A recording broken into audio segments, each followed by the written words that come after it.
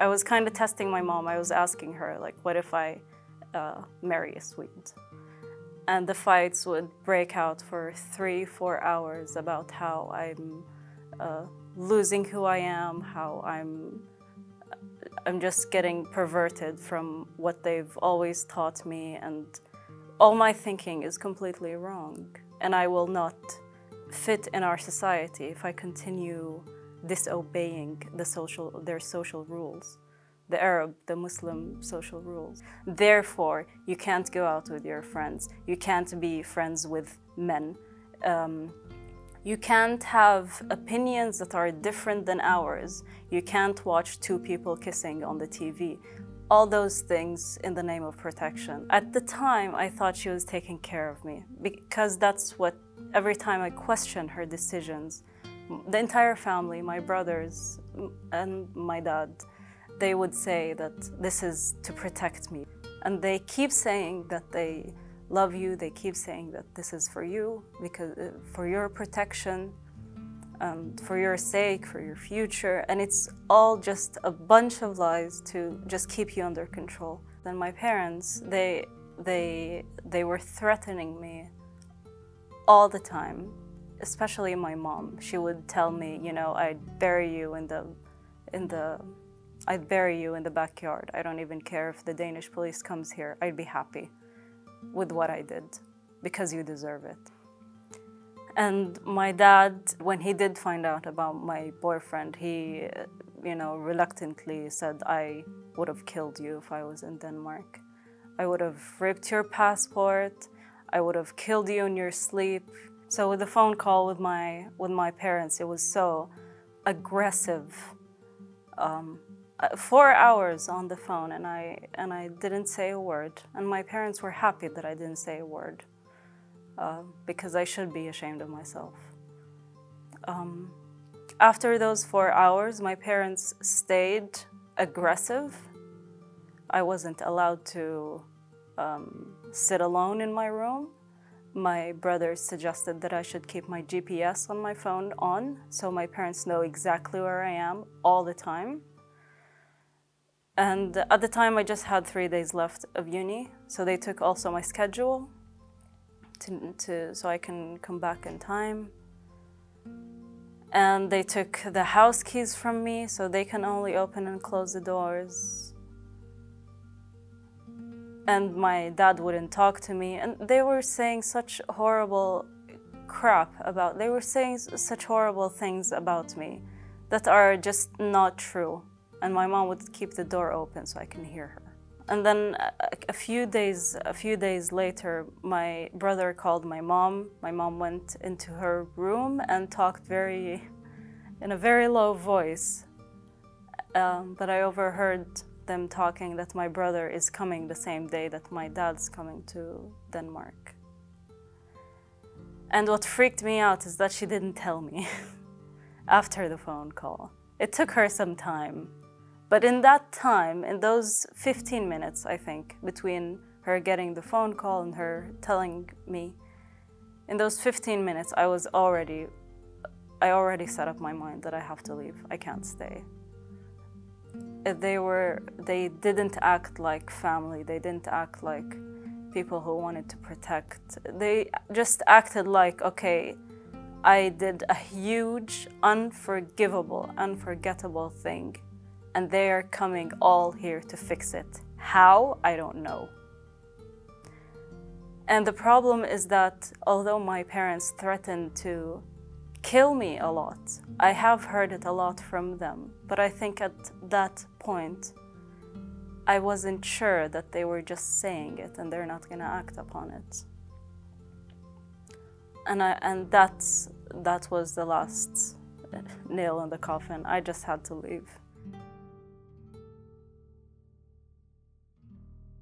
So I talked to my boyfriend and I told him, I'm leaving, let's meet me at the ferry and we'll just start something else.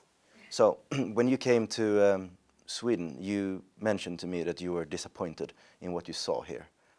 It was such a shock. It was like Jordan. It was like I was back in Jordan. everyone is what I ran away from.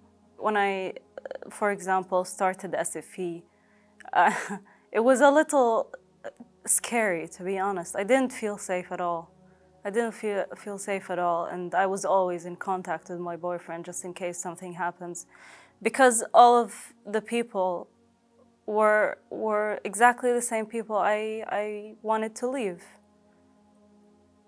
They still talk about the same things. They still talk in the same way. They still think the same way. I didn't feel comfortable for a second. And then you see all those people, and every woman I look at wearing a veil, for example, I just feel the lies they've been fed. I've learned about Islam my entire life, since birth. I've learned about Islam, but it was when I decided to question Islam is when I really read more about it, when I really understood what the Quran is saying, when I dared to question religion. I was totally shocked. I've been lied to my entire life. And now when I look in Sweden and see all those people still following those lies, they're still not educated about what they're following. And what's worse is that the Swedes are supporting them. What's worse is that when I question religion to a Swede, he talks to me as if he was Muslim himself. And this is a person who was born and raised to think freely for themselves. And they decide to side themselves with a bloody religion, with a religion that does not respect women in any way, with a religion that doesn't respect any non-Muslim. Why do you think Swedish people do this? I think Swedes do this because they're scared, honestly. I think everyone in the world have seen what Islam has done with the terrorist attacks, with the intolerance, with everything, with its people. We heard the same thing in an interview we did earlier today. We heard the same thing. Swedish people defend Islam. They accuse her of being racist, etc., etc. I think the modern media has had a big role in this. And I think Swedes here, because there are a lot of Arabs and a lot of Muslims, they don't want to look racist in today's world. They don't want to look Islamophobic, because if you were called that word, it's a huge thing. You're an outcast immediately, which is ridiculous, because Islamophobia is not a phobia, it's real. What's written in Islam is a real threat, and it's scary. And when Swedes defend something that they've never even read, or they've never been brainwashed with this religion since birth, and they defend it, it doesn't make any sense why they do that. And then when I tell a Swede about how Islam really is, he calls me a xenophobe and an Islamophobe. And I'm Arab, and I was born and raised Muslim. And then he calls me an Islamophobe and a xenophobe, and he shuts me out completely for no real reason other than maybe he wants to be socially accepted within his community, that he is this open-minded person. Their mind is so open, their brains fall out. I think I heard that quote. Yeah. It's a real thing. It's a real thing. There is no logic behind why they're supporting this. No logic at all. You know, I can understand this for people who were brainwashed since birth, but in Sweden, you're not like that. You can learn as much as you want. You learn for free. You have the internet. You have all kinds of people, and you have the freedom to choose your thoughts. You have the freedom to express your thoughts freely. And then you express your thoughts about something you don't know anything about, and then defend it, and then just, you know, ruining a person like me, ruining their life for like a person like me who wants to get out of this crap. I have never met, even my own family, when they talk about Western values, they think they're totally beneath ours, because ours, we're honorable, we're going to heaven because Islam is teaching us all those fantastic things. That begs the question, if they're better, but they chose to leave their country to come here, how does that mix? How do you explain that? If they're better than us, if their countries are better, if their cultures are better, yeah, why did they come here? That's a very good question. I think they come here because they hear that it's free health care. They know that there are freedoms here, but they want those freedoms only to themselves while they do whatever they do. Have you been in touch with people on the left, so to speak? A leftist guy at Malmö University is the one who was telling me that I'm an Islamophobe and a xenophobe, even though I am Arab and was Muslim. He was telling me those things, and after that I didn't want to talk to them about it, because they're invalidating everything that I've went through from my religion, from my culture, for a reason that I don't understand. Why are they supporting women wearing a veil? Why are they supporting people here not integrating? Why are they supporting having shops, having areas in Helsingborg, for example, that is only Arab? When I tell them, when I walk with my boyfriend to a store that is known as an Arab store, and I tell them, and I complain about how we get so many looks because we're holding hands, or he doesn't look Arab, or so on, they say, well, yeah, it's an Arab area, you should respect that. Why the hell would I respect that? When I'm in Sweden, I thought I was in Sweden. Who are more racist, Swedish people or the immigrants that you know? I think Swedes aren't racist in any way or shape. When they explain to me what the Swede has said or done, it's not racist at all. It's just not what the Arabs want. And they call it racist. And it's so stupid and misinformed.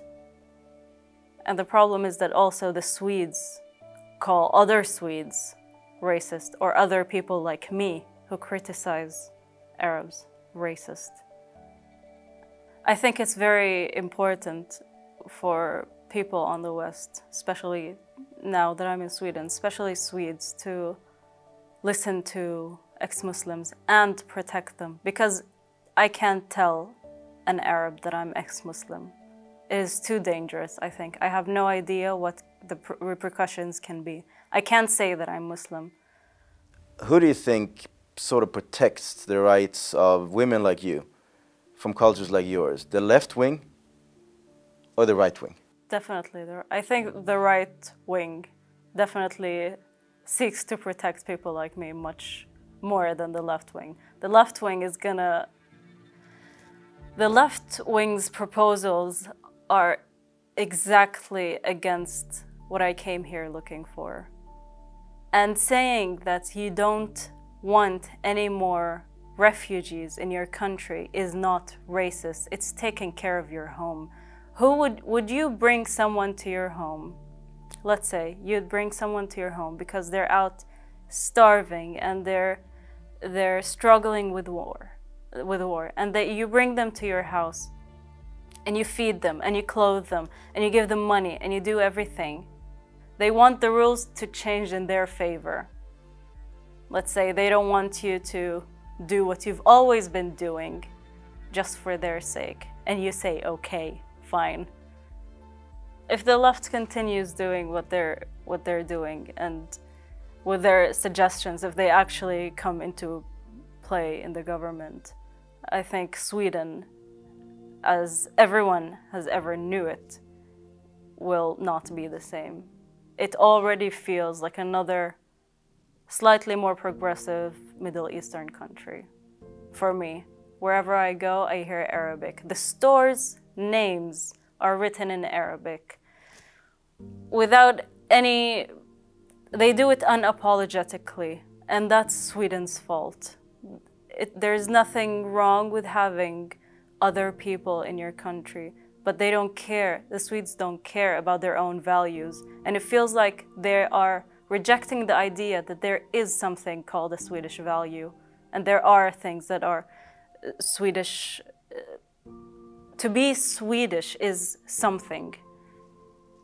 And it's definitely not being a naive person who just agrees with everything while seeing their home get totally destroyed, overlapped by another culture, happily. They're giving it on a silver plate.